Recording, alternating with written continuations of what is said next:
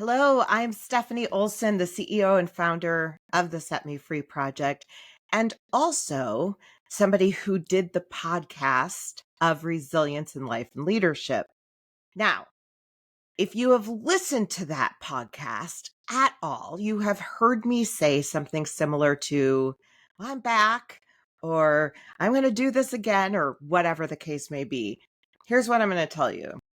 I am back, but I'm back a little differently. And I'm going to kind of give you the story and give you the whole update and all of the things that have been going on. But the Set Me Free Project is doing amazing things. And we have been wanting to do a podcast forever. In fact, we tried to do a podcast some time ago and it didn't work. And we have a YouTube channel and it's not thriving yet. We do some stuff on TikTok and things like that. But our our podcast or our YouTube channel or whatever just never really got up and running. And part of that is because I was putting a lot of effort into resilience in life and leadership. Some of that was just because we didn't know what to talk about. And I'll explain that in a little bit too. But here is what is happening. We have now revamped resilience in life and leadership, and we're making all these changes. Okay, so here's what the changes are. First of all, we are still doing something about resilience, but I'm going to share this with you. Here we go. Bear with me. I am sharing this. Okay, here it is. Resilience and relationships. So we're still doing a resilience piece, but I also want to add the Set Me Free project with it. And so no longer is it just going to be Stephanie Olson, Resilience in Life and Leadership. It is going to be Resilience and Relationships, Real Talk for Real Life with Stephanie Olson and the Set Me Free project team. Yay! How cool is that? I think it's cool. So we're going to change things up a little bit, and we want to hear from you. We want to hear what you want to hear about. We want to hear about what is important to you. But we do have a list, a running list of things that we're going to be talking about. And some of the things might be obviously about human trafficking. We're going to talk about human trafficking and myths and facts and the things that are happening and the things that are not happening. We might talk about some of the people that are being accused of human trafficking, definitely people who have been convicted of human trafficking, but we're not going to limit it to human trafficking. And I think that's an important piece. We're going to talk about all things sexual violence. And I know what you're saying. You're like, yeah, okay, this sounds like a fun podcast. Don't worry. Here's what I will tell you. We're also going to talk about things that are really pertinent to all of us. We're going to talk about trauma and how to deal with trauma in the workplace. How do you handle trauma on a daily basis? We're going to talk about parenting. How do you parent youth in this day and age, especially with technology? We're going to talk about how do you talk to your kiddos about human trafficking and technology. There's a lot of stuff that we are going to talk about, but we also want to hear from you. We're going to talk about relationships, healthy relationships versus unhealthy relationships. How can you be a good friend? How can you be a good partner? Whatever. All of the things. We don't want to limit this podcast, and we want to bring in anything that's about resilience and relationships, because here's the reality. Everything the Set Me Free project does is about resilience and it's about relationships. So, for those of you who haven't followed the journey or have only followed portions of the journey, let me just share a little bit about what the Set Me Free project is and does. And then I want to share with you kind of the direction we've been going. And then we're going to launch into some amazing things. So, the Set Me Free project. We started about 11 years ago to date at the time of this podcast. So it was 19. Okay. Here's the deal. It's been a long month, so bear with me. I am old. I'll give you that, but not that old. Okay. So we started the Set Me Free Project 2015. In 2015. And we started because there were a lot of good things happening in our area. And for the record, I am personally in Omaha, Nebraska. We'll talk about that too, because we are no longer a local organization. We haven't been for a long time, but we'll talk about that.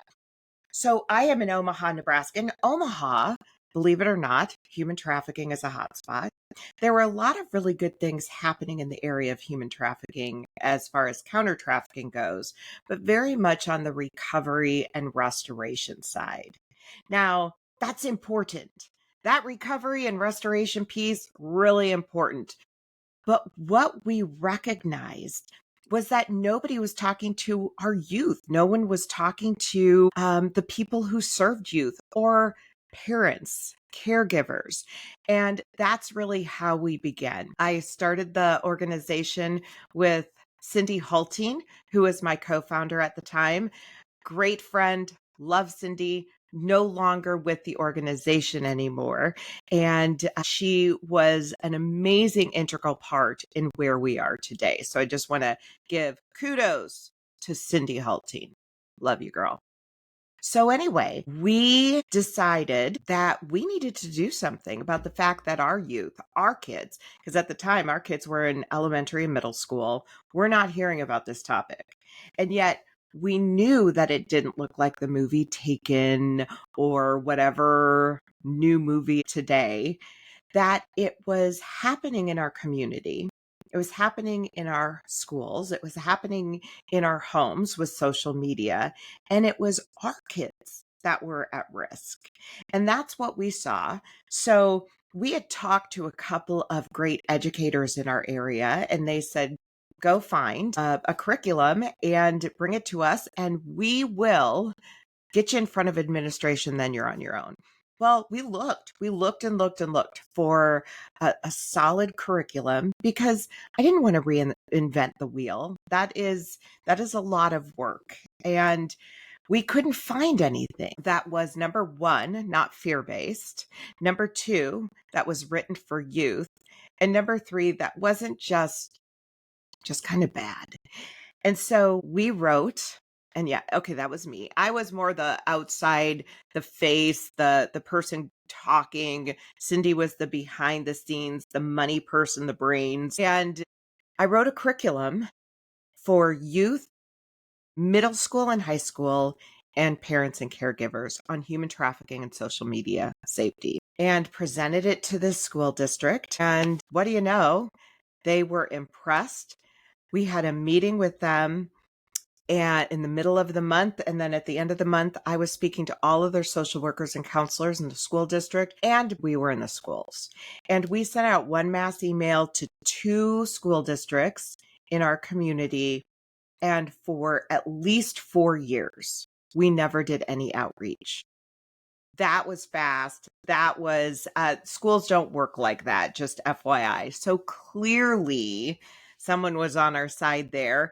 And clearly, school personnel saw the need for this. They recognized that it was really important that we have this. So we grew over that time to about 400 plus schools in, I think, at least 4 states. So we were in, at the time, Nebraska, Iowa, South Dakota, some reach in Kansas, and we were constantly busy. We were the ones going into the school.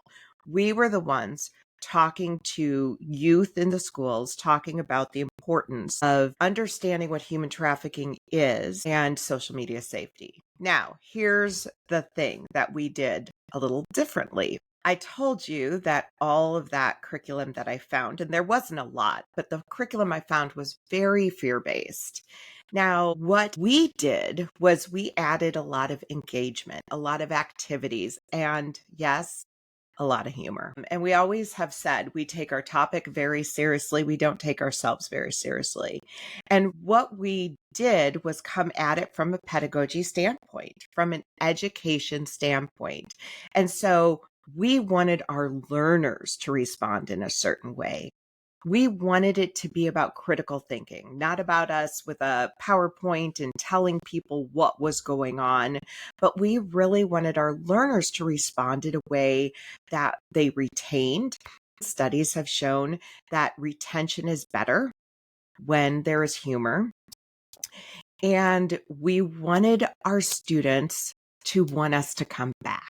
We didn't want to be one and done. We wanted to continue to come back. And so we would go back every quarter, every semester, every year, depending on the school.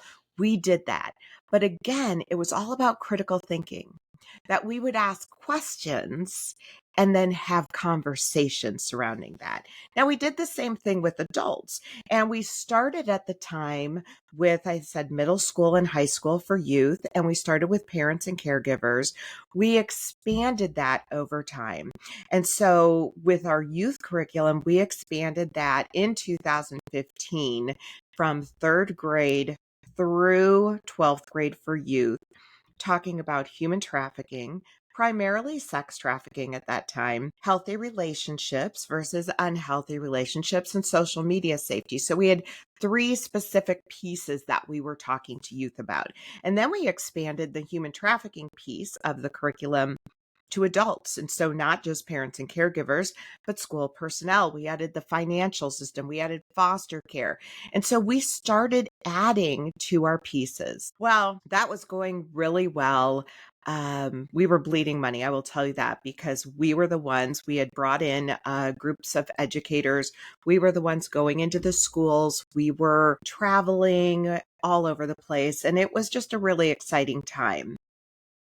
But COVID hit, and COVID really turned us inward to really be introspective of what do we need to do? What is going to work? What is not going to work? Well, here's what we found out very quickly. As an in-person organization, really hard to be in person during COVID. I think all of you know COVID kind of took a lot of people out.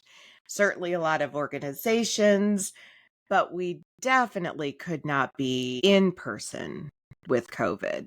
And so we decided we're going to go digital. We're going to do what we can to go digital.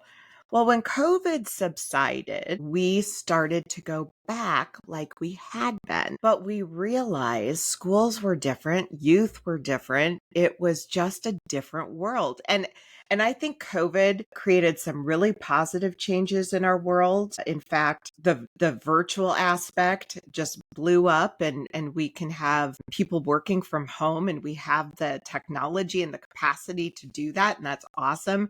But there were a lot of really difficult things that happened during COVID as well. Teachers started to leave in mass exodus. Youth were coming back behaviorally different, like developmentally younger. And part of that was because they were at home, they weren't getting socialized, and there were just a lot of changes, and we saw it firsthand.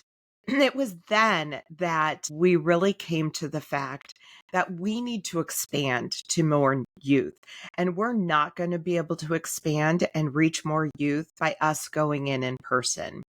And so it was at that time, and that's the pivot, right? I think that anybody who worked through COVID and made it past COVID had to pivot. Everybody had to pivot. And so that's what we did. So we took a year off and just really looked at our curriculum. How do we create this curriculum for facilitators? How do we create this curriculum for individuals who want to use it, who serve youth, and get it out there? We really were thinking at the time schools exclusively, not exclusively, but that's who would be kind of our market. And so we wrote it for facilitators, and we created this curriculum, kind of like a train the trainer, but it was really intense training, the 2-day intense training But then more than that, we were like, we're going to support these people throughout the year, and then they can recertify and we can continue to support them.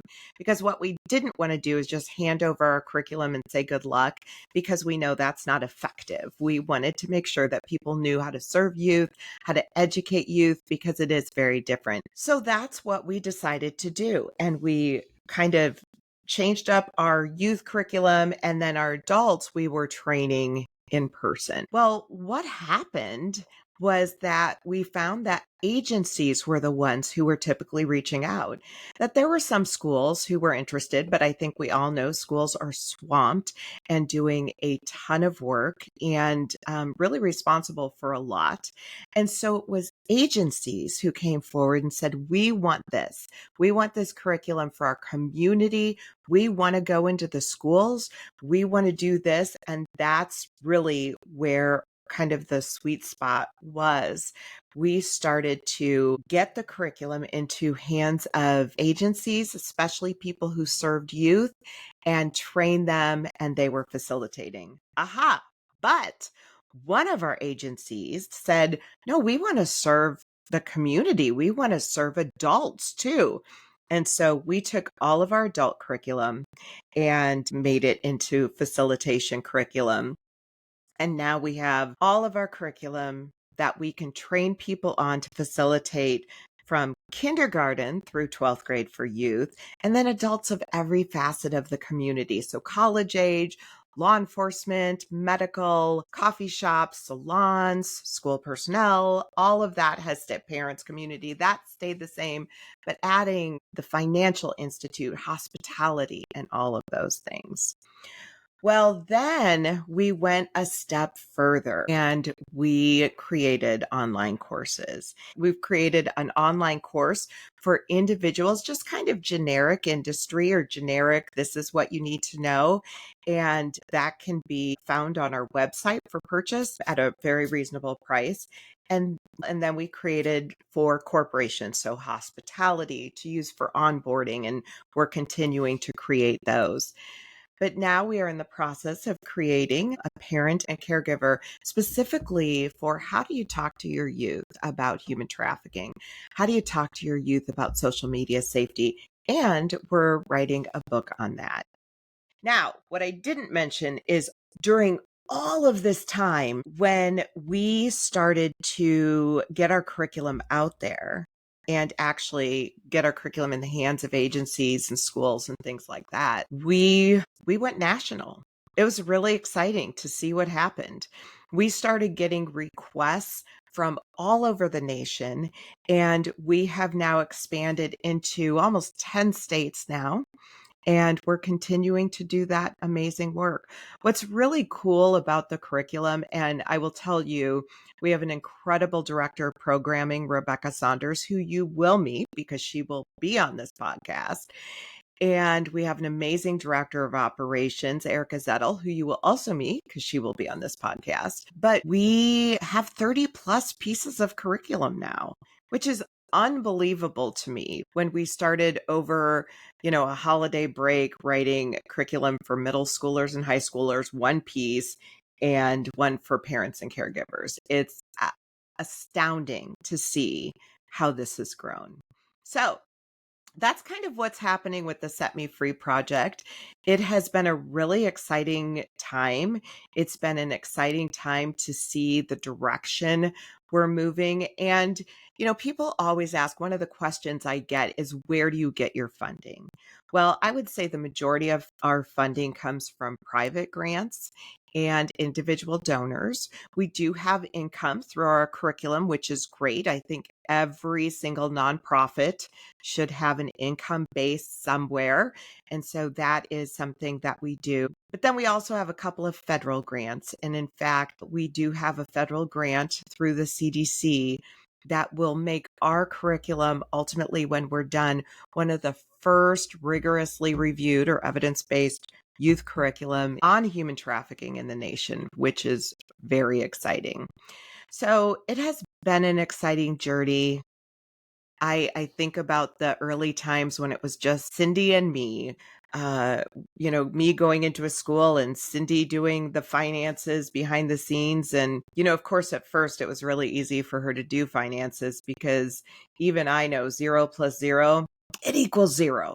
So it's just been an exciting journey, but we are going to be podcasting for you and kind of for us because I like it. I think it's super fun to do and have these conversations.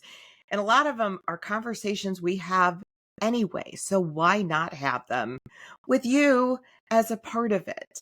So, trying to think if there is anything else I want to share with you outside of the exciting stuff of the podcast. So, you will still be able to listen to all of the past resilience in life and leadership. Those will be available, but we'll have a new look. It will be on the Set Me Free Project website and just some new topics and new people and conversations. So, really excited with what we're going to be doing. I think I've said that quite a few times, but let us know. Follow our socials. Follow us on socials. We are literally, I think, on the majority of them, Facebook, Instagram, Twitter, TikTok, YouTube. Follow us on our socials. Share them, please. Give us reviews. 5 stars, please. If you don't like it, just give us a call. Let us know. Anyway, we are really excited. Yeah, I think I've said that 15 times. So we are ready to go. Enjoy R&R, resilience and relationships, where, okay, I got to get the tag here. Real talk for real life. And you will get me, but also the Set Me Free Project team. All of those people are much, much smarter than I am. And I am really excited to share them with you. Let us know what you want to hear, please. And we can't wait to talk to you more. I have to think of a cool tagline to end with. Yeah, real talk, real life. Keep talking, keep real, keep living life. I'll work on that. So, thank you for listening. Cannot wait to see you again. Oh, and before I forget, our goal is to have these out every month, once a month. And I don't know if we'll work on like a day, but we may have them more often. We'll see. But thank you for listening. We can't wait to see you next time. And I appreciate it. Get some R&R. Maybe that's our tagline. Get some R&R. I don't know. Let me know what you think. Bye.